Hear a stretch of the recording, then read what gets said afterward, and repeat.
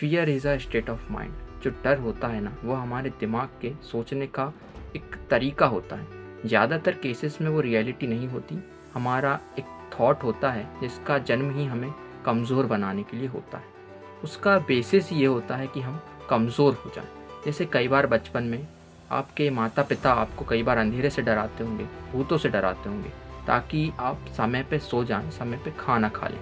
इसलिए कई लोग जब बड़े भी हो जाते हैं ना, तो वो भूतों से डरते हैं, अंधेरे से डरते हैं। तो जो डर का बेसिस है, वो बेस ही इसलिए है कि ताकि कोई इंसान थोड़ा सा डर जाए, परेशान हो जाए, कमज़ोर हो जाए और परिस्थितियों के आगे या इंसानों के आगे थोड़ा सा झुक जाए। तो सबसे पहले ये जानो कि ये केवल एक स्टेट ऑफ माइंड है, इससे डरने की ज़रूरत नहीं। ज़्यादातर चीज़ें सबके साथ हैं, होनी है, हो सकती हैं। इनसे डरने की ज़रूरत बिल्कुल भी नहीं है।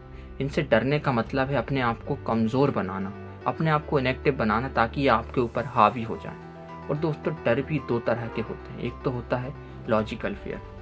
लॉजिकल फेयर मतलब मृत्यु से डर लग रहा है, किसी बीमारी से डर लग रहा है, कोई बहुत बड़े फेलियर से डर लग रहा है, आपका कोई इंटरव्यू शेड्यूल है जिसके बारे में सोच के आपको नर्वसनेस हो रही है, डर लग रहा है। तो ये डर भी जायज़।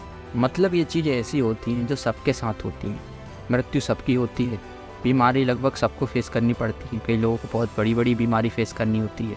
जो आया है वो जाएगा। और बीमारी भी लगभग बहुत से लोगों को फेस करनी होती है। और कितनी भी आप कोशिश कर लो, कितने भी बड़े बड़े कोई गुंजाइश मत छोड़ो किसी भी प्रकार की गलती की, फिर भी फेलियर का सामना तो हमें करना ही पड़ता है। तो ये कुछ इस प्रकार की डर हैं जो जायज़ भी हैं। इनके होने की संभावना बहुत अधिक ही है, या तो होते ही हैं या हो सकते हैं। तो ये डर का कारण नहीं है, ये सच्चाई है। क्योंकि लाइफ कभी भी एक सीधी सीधी राह पर नहीं चलती है। ऐसा नहीं हो सकता है कि आपके साथ हमेशा अच्छा ही अच्छा हो, आपके पास पैसा आता ही रहे, आप अमर हो जाएं, आपको कभी भी कोई भी फेलियर का सामना करना ही ना पड़े, किसी भी काम में आपको कोई भी रिस्क लेना ना पड़े। तो ऐसा तो कभी हो नहीं सकता। ये लाइफ है, ये अपने आप एडजस्टमेंट करते हुए चलती है। तो सबसे अच्छा तरीका है ये एक्सेप्ट करना अपने लॉजिकल फियर के लिए कि ये लाइफ है, इसमें अप्स एंड डाउन सब आएंगे। जो होना है होगा, जब होना है तब होगा। तब तक मैं अपने जीवन को जीता रहूँगा, अपने हिसाब से जीवन जीऊँगा। और जब भी आपको किसी चीज़ से डर लगे तो अपने आप से बात करो, अपने आप से बोलो, बार बार रिपीट करो कि मैं नहीं डरता, मुझे डर नहीं लगता। कैसी भी परिस्थिति हो जाए मैं उसका सामना कर लूँगा, देख लेंगे, संभाल लेंगे। और जिस पल में आप जी रहे हो, जिस समय में आप स्वस्थ हो, उस समय को अहमियत दो। भगवान का दिया हुआ एक तोहफा मानो। धीरे धीरे करके ये डर कम हो जाएगा और ख़त्म हो जाएगा। अपने आप को इतना मजबूत बनाओ कि किसी भी प्रकार के डर का आप सामना कर सको।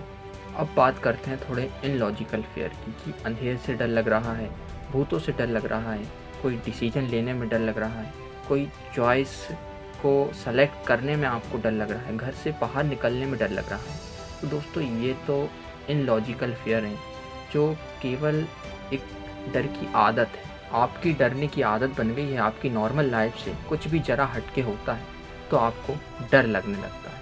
तो ऐसे डर को निकालने के लिए एक ही रास्ता है कि उन डर का सामना करना। अपने आप से कमिटमेंट करना है, अपने आप से ये बोलना है कि यह डर के कारण आजा मेरे सामने, देखता हूँ तू मेरा क्या बिगाड़ सकता है। आपको अंधेरे से डर लगता है तो अंधेरे में सो, अंधेरे में बैठो। भूतों से डर लगता है तो बोलो कि ऐ भूत, तू मेरा क्या कर सकता है, तू जो पास्ट है वो मेरा क्या बिगाड़ सकता है, मेरे भगवान में मेरी इतनी श्रद्धा है, उनके आगे तू क्या है। तो जब आप ऐसा करोगे तो आपका डर निकल कर भाग जाएगा। दोस्तों, इसके अलावा मैं आपसे एक बात कहूँगा कि आपको जिस भी चीज़ से डर लग रहा है उसके बारे में थोड़ी रिसर्च करिए। जैसे आपको अंधेरे से डर लग रहा है तो अंधेरे के बारे में साइंटिफिकली देखिए कि ये क्यों होता है, इसका क्या कारण है, कैसे होता है। और दोस्तों, आखिरी में, fair is a state of mind. और फेयर, FEAR, मतलब फेक एविडेंस अपेयरिंग रियल।